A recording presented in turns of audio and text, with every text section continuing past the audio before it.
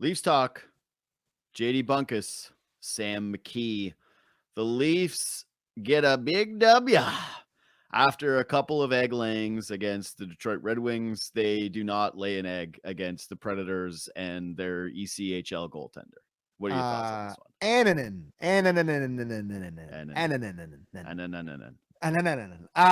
You know what it was? He was and another one.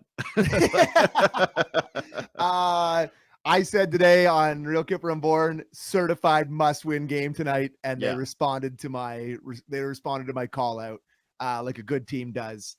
This Preds team, they beat the Senators yesterday in a pretty spirited tilt, one that saw Brady Tkachuk hurt his hands and be out for 4 weeks, and they were actually kind of getting after it. But they needed to take advantage of this team. They looked to start this game. The other team looked uninspired, tired, like the team in the second half, the back-to-back. Leafs were too, but Leafs jumped all over them and just thought they were really good. Thought they were really good for except 30 seconds at the start of the second period. For the rest of the game, impressive stuff from the Leafs. Thought they were really good on all four lines. Yeah, I actually liked the first period. Yeah, me too. Yeah, I thought that they were the just better team start to finish. There was really the moment was I meant the first 30 seconds of the second period is what I said, not the first period. The first 5 minutes of the second period where they give up. It was actually, I think, the first four. Whatever. We're just quibbling with the time. Yeah. But they were flat-footed. They gave up a 2-goal lead to start the second period, and Berube calls a timeout that he gets credit for. Right? Like I feel as though we don't give coaches a lot of it's harder to give coaches credit in hockey, right? Because they're not drawing up plays. You're playing a system.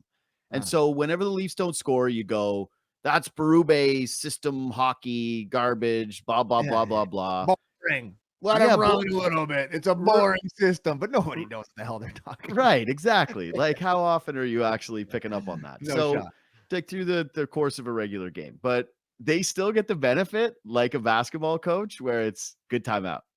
Yeah. Good timeout. Good timeout. It was a good timeout because he went out there and he absolutely laid into them. And I felt the same way. Like, if I was the coach there, if I'm sitting on my couch, I would have called a timeout and absolutely roasted them if I had a chance to do that. Like, I felt like they were awful to start that period. Thought it was a great feel by him. And you're right, he gets credit because what was probably inevitably going to happen regardless with the Leafs crushing the Predators happens after that timeout. So it makes him look really smart. But credit to him for taking that and getting back on them and have them kind of respond to that. And yeah, they after that, they kind of went away from the Preds pretty quickly. So I'll be honest, like, I'm not sure how much you can take away from a game like this because the Preds did just look so awful. Yeah. But I will say you got to give a lot of credit to the Leafs that they also played, like, the Red Wings are not world beaters and the Habs aren't world beaters. Their schedule is something really stupid out of the gate. Have you looked at it? Like, their schedule is crazy soft out of the gate.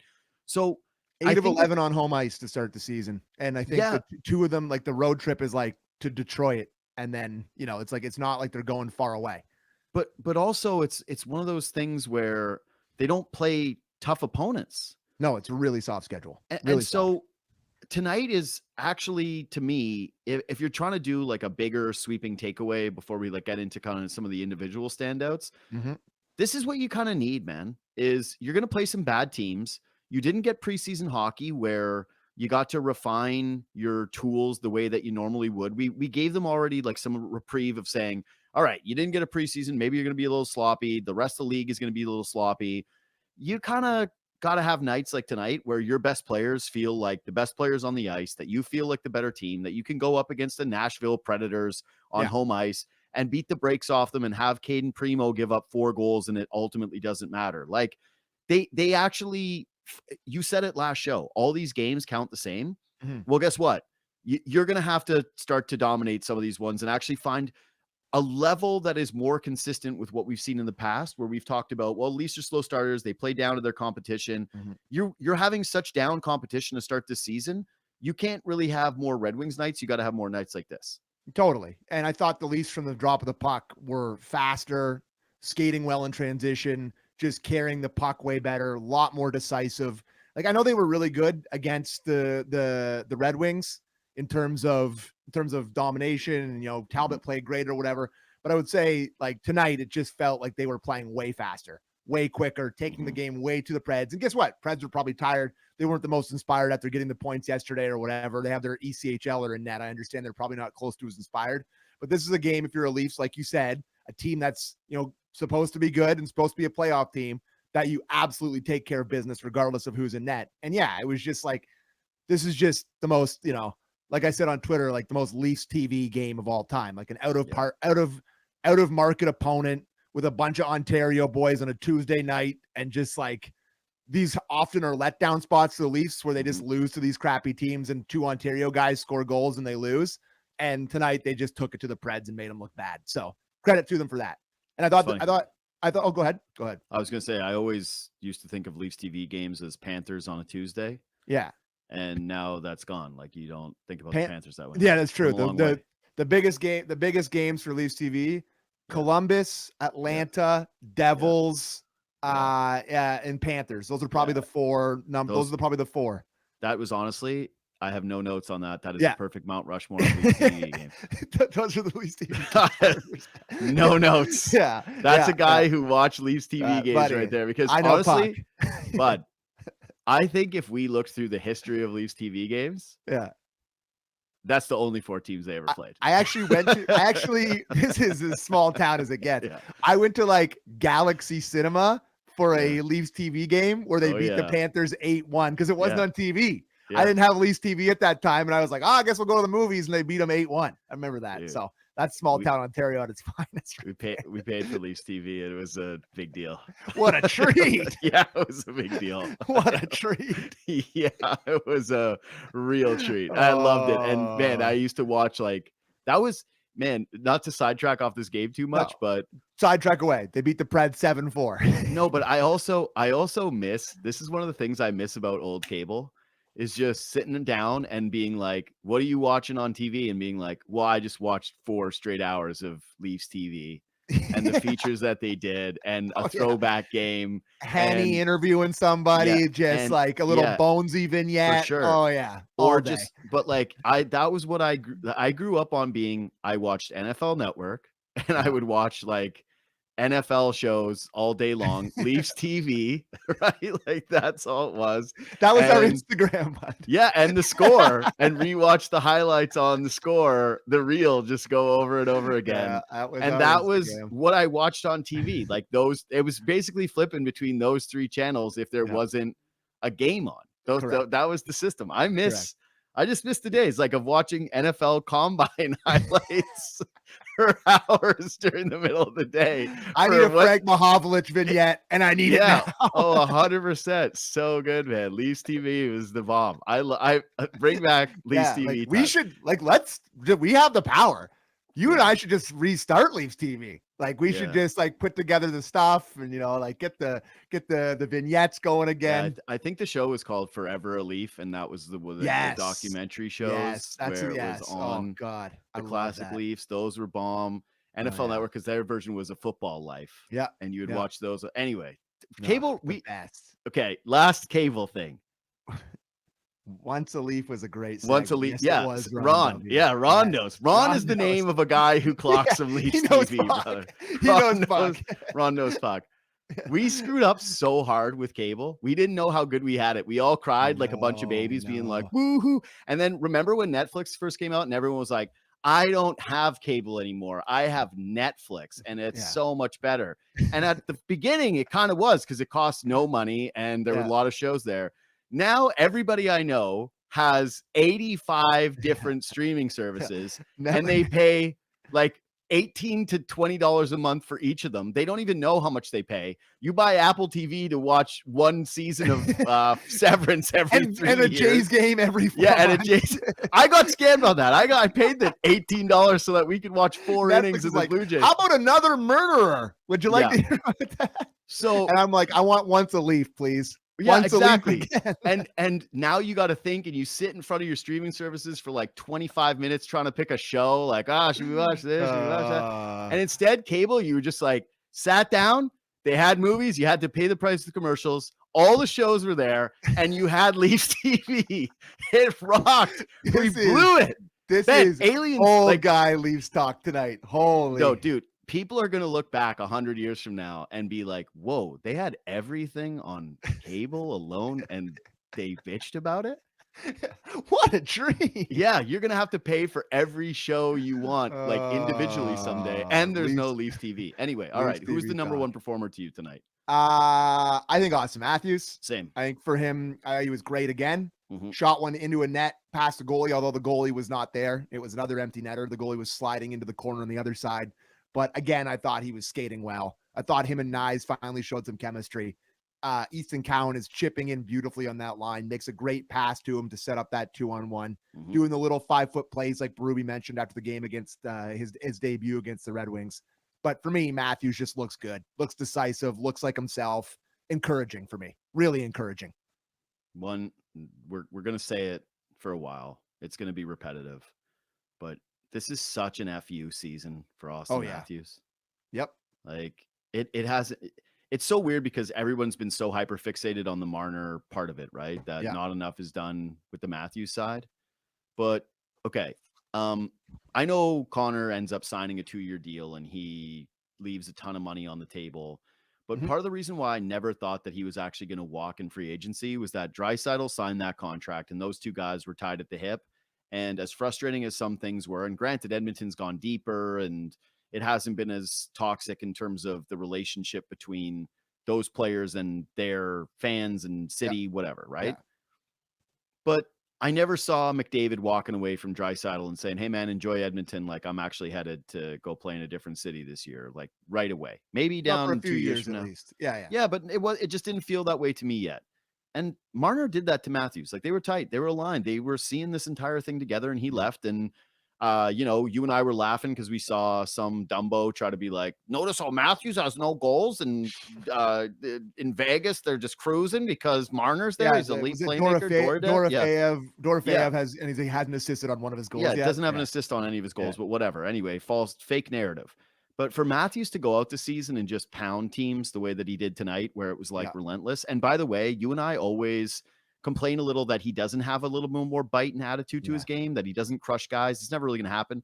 But it's just like these little moments that I care where they're up, I think, 3 goals when he gets pulled down behind the net before the Preds come back and end up getting their 3rd goal of the game. And he was giving it to the official all the way back down the ice. And I went, good. I want fire in your belly, man. I want you to be hungry on pucks. I want you to be playing 200 feet for sure. But even when he's like trying to get the cookie and grab the empty net goal, I'm going like, good.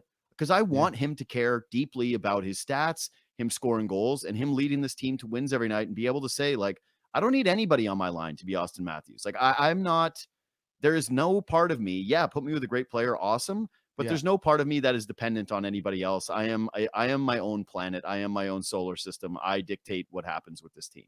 Totally. And I thought that, when he's at his best, and one thing you see from him is just the physicality in terms of using his rear end to kind of angle guys off into the boards and then using the stick. Like, he's never going to run a guy through the boards, but at his best, he is a physical player when he's feeling healthy. Like, we saw so little of that last year, where it was so many fire pokers and so many like flybys and not stopping at the puck. And probably a lot of that had to do with him flying to Germany to get his back looked at by a world famous doctor. So, that probably had something to do with it.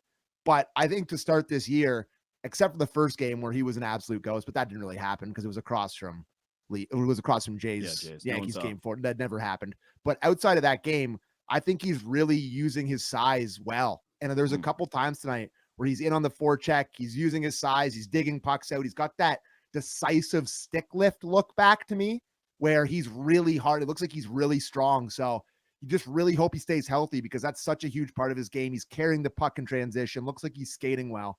Like, it's now 3 goals in 4 games to start this season. I know 2 are the empty netters, but you look up at your stats and you see 3 and 4, and you just kind of start to feel like Austin Matthews again. The puck lands in your stick in the sweet spot.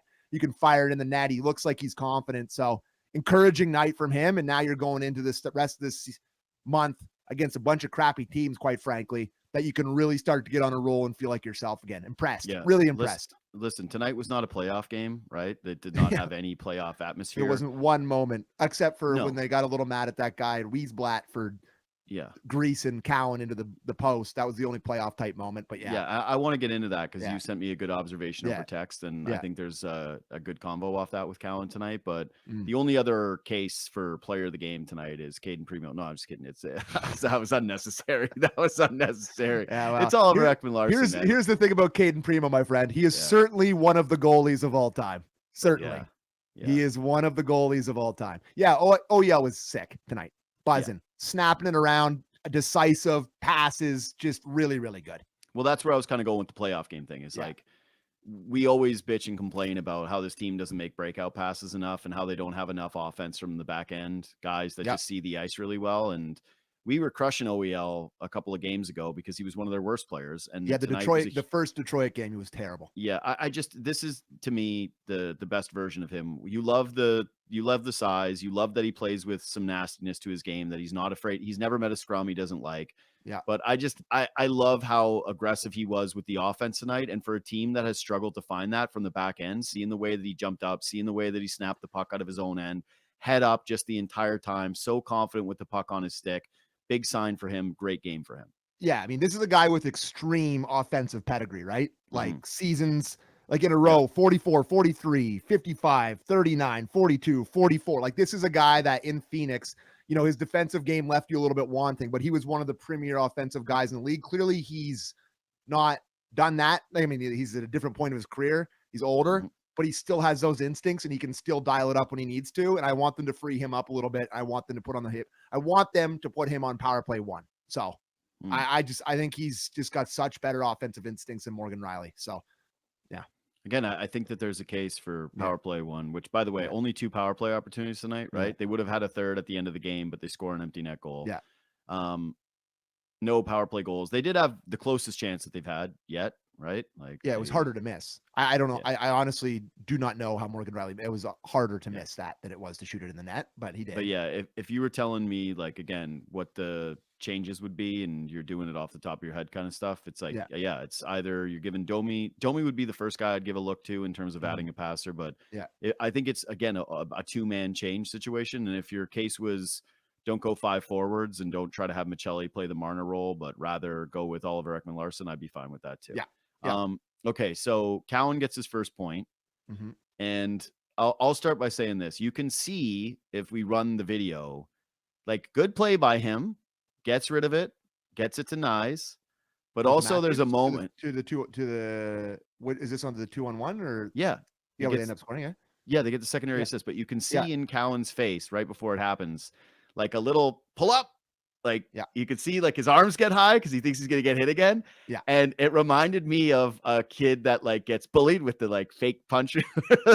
Like, because he got drilled tonight, man. Like, he took a beating.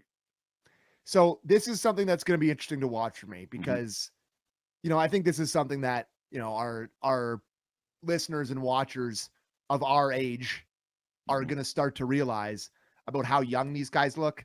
But, like, Easton Cowan is, like, the number 1 youngest guy. Is he the youngest looking guy in the league? He has to be the youngest looking guy in the league. And I think he's going to take a beating. Hudson looks so young. Like, I don't know, man. Cowan is a baby. Like, he looks like a literal child out there. And, well, it's kind of because he is. Like, he's very, very young. Yeah. But I think this is something that they're going to have to watch. Like, if he's going to be playing on the top line with the Toronto Maple Leafs, and, like, guys are going to take their licks on him. Like, it's fun. Like, if you're a big, strong guy that's playing in a fast league, there's physicalities allowed. You're going to get your licks in on this guy, and you're going to be picking on him. And he's a hot-headed guy. He's a physical guy. He's in the mix with stuff. That was greasy by Wiesblatt. Like, that was a really dangerous play. But, like, I think it's going to put a lot of pressure on that angle. It's bad. Sorry. It's a bad play. No. I'm just saying, like, I mean, if you're watching on YouTube, you're seeing what we're talking about. It's a really bad play. But I think it's going to put some pressure on Matthews and Matthew Nyes to kind of stick up for this kid if he's going to be playing here. Like, this is going to happen a lot. He's obviously got some offensive skill. He's obviously got a good motor on him, but he's light out there. He's not the biggest guy. He's easily pushed off. Like, it's not like Wiesblatt is exactly Zdeno Chara. He's tiny too, and he sends them flying into the post. So it'll be interesting to see, because I think after the second one, was it Forsberg that greased him a little bit in the offensive zone? And then Matthews came in on him a bit and gave him a bit of a push. And They're going to need that. Like, you can't just let this kid get pushed around. I know Tanev came in on him after the Wiesblatt one or whatever, but they're going to have to find a way to stick up for this kid because he's going to take a beating out there. Guys are picking on him straight up. They're picking on him. I'll tell you. And right guess now. what? Like that one there, like, and see, Matthews comes in. You don't need to start a fight, but just say like, hey, you can't do that. Don't do that. I like that from Matthews, but like, just keep an eye on that. So just you talking about this right now. All right, sure. Matthews, like, I mean, listen, like, for Matthews, that's pretty good. Sure. Again, like the bar is very low. Yeah, stand in there for your teammate. Don't watch the kid take a beating. If Matthew Nyes wants to hit his like full form player, it adds some nastiness to his game. Yep. And we have seen him beat the tar.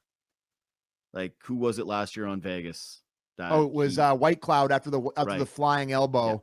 And then he like immediately shift of him went out there and beat the crap out of him. Yeah. Okay. So Nyes is it's funny because he looks like this big meathead, but he's got some thought to him, man. Like, he's articulate, he's educated, he's no dummy, man. He's not, and I'm not saying this as a shot, but like, he's not Tom Wilson in the sense of like, Tom Wilson is just a big old mutant freak that wants to hurt people out there. Yeah, North Toronto Arena, just looking to run anybody through the end glass. Tom Wilson's whole life was just him kicking people's asses and intimidating people. Yes. Like, that guy was 8 years old and he pushed somebody off the jungle gym. Yes.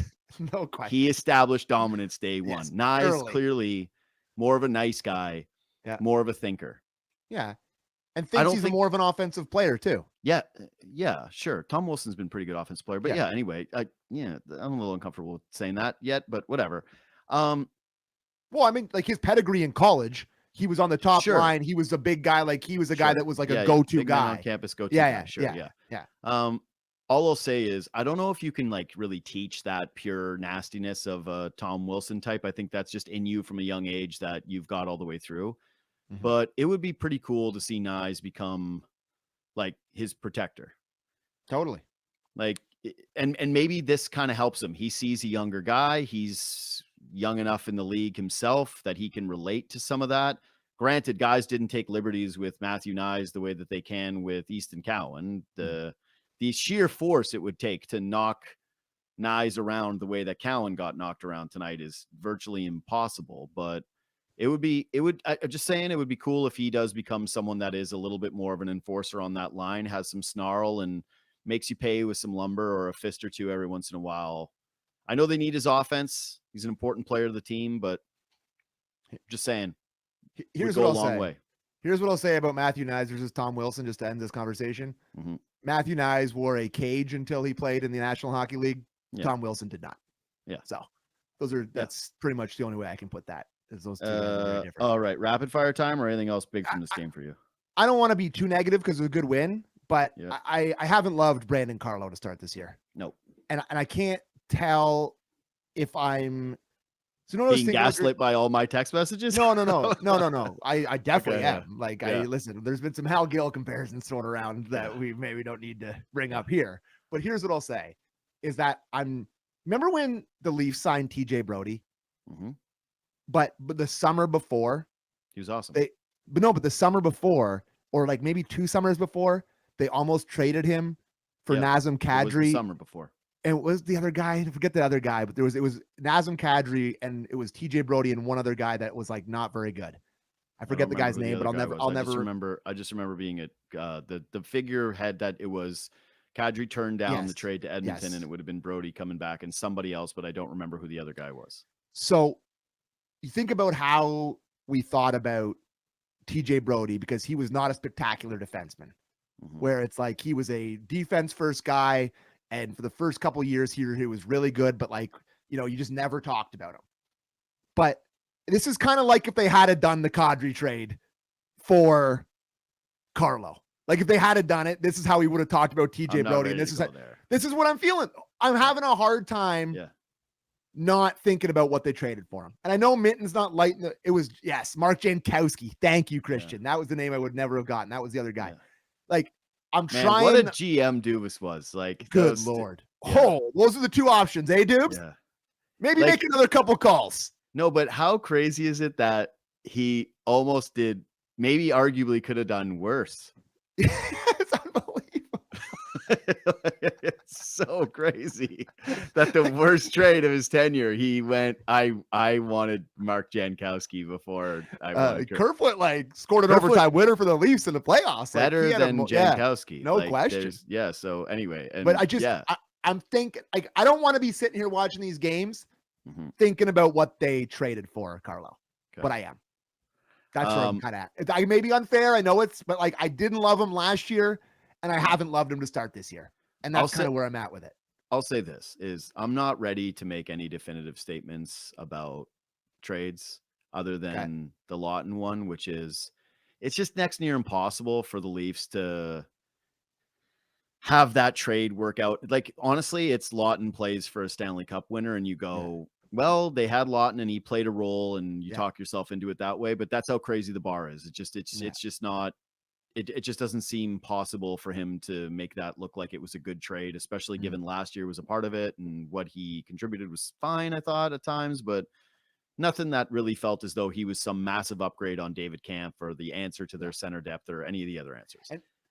And I just want to clarify that I don't think I'm saying that Fraser Minten is Nazem Kadri. Yeah, no one is. I'm just making the comparison in that like I'm thinking about what they traded for him. So. Yeah. So anyway, where I was going with that though is it's way too early for me with the Carlo stuff, and I think he is kind of what he is, and he leaves you wanting certainly in some areas. Like mostly to me, like when he has to play in open space, it's a nightmare, and he's not as nasty as you wish he was for a guy his size. I'd love it if he was just like put in his, again, we're older, so it's a little different, but you see a guy like Chris Pronger on the broadcast and you're thinking, God, I know. Turn your back to him in front of the net, man. Yeah, dare ya. Yeah. Just dare ya. Have the stones to do that versus there's still guys that can't get out of bed right because of standing in front of net. Sure. Oh, dude, there's buddy, there's people all over right now that have like a Pronger story of how he hurt them. Yes. Yeah, it's way too early for me on that trade. But what I will say is I do think that there's a collective thought of, oh man, Leafs kind of had to go for it last year, but also, God, imagine if you had a couple of pieces and could tinker with this team now and could have hit free agency, maybe a little different with the blue line and address that, whatever. Yeah. Last thing for me is a positive, rapid fire positive, which is just the first goal of the game. You know, McCabe scores. It's an ugly one. It's like a tip puck, but I haven't really noticed Dakota Joshua enough for me. And I've been texting with people in Vancouver going, I thought this was supposed to be a little bit more of what he was about and getting a lot of not really. And I liked the effort on the forecheck there. I like going and getting the puck. I like making a play back to the blue line. It's a small little thing. It's a simple play, but that's kind of what I expect from him is be in the offensive zone, be around it, use your big body to shield the puck, and hopefully a play happens. So first moment of the season, really, where he did something overly positive for me. So I want to make sure it gets mentioned. That's all. Yeah. What I will follow up by that is say he would, with that play there, he doubled the time the puck has been on his stick for the season with that play right there. Yeah. Hasn't been a lot of Joshua moments to start the season, but no, he's new, figuring out his line mates. You love the size. You love like the hands for a guy that big, guy that scored. I don't forget how many goals he scored, but need to see him start to get it going here because it's not like he makes league min. They're going to need something from him, and he looked good tonight. So listen, this was always, I was on vacation when they made that move. I really did think that he was going to be a fan favorite, and I was really hoping that he was going to come into the season sort of refreshed and re-engaged. But I talked to you about this, man. I told you when we had a phone call about it, I was on vacation. You called me about the Joshua news. And I said to you that that's going to end up being a money conversation if he doesn't produce. And at the time you were kind of like, Cap's going up. Is it? Yes. I was like, yeah, Cap's going up is my only defense of anything. Yeah. But it was Cap's going up. He's definitely going to have to start to do a little bit more as the season goes on. He's definitely getting the reprieve. It's only 4 games into the season, but yeah, if what he's been doing the first 4 games ends up extending over 10, it's going to be the Charles Barkley mean. We're going to start a dialogue because that's sort of where it's trending. Anyway, last thing, quick thing for me. Rangers coming in here on Thursday night to Toronto. The Rangers are the first team in NHL history to not score a single goal in their first 3 home games of a season. Insane. So better win that one on Thursday. Yeah. Rangers, there's definitely a too young conversation. 100th year. That's a tough start to your centennial, boy. Holy that smokes. Is. Hey, at least they're making it memorable. Yeah, they're looking like the 1925 Rangers out there with that goal scored the same amount of goals. Yeah, Newsy Lalonde would have been lighting it up. Absolutely would. You can follow us on Twitter and Instagram at JD Bunkis, at Sammy McKee. We always like it when people reach out. Leave a thumbs up, leave a comment, do all that jazz. Leafs TV forever. Yes.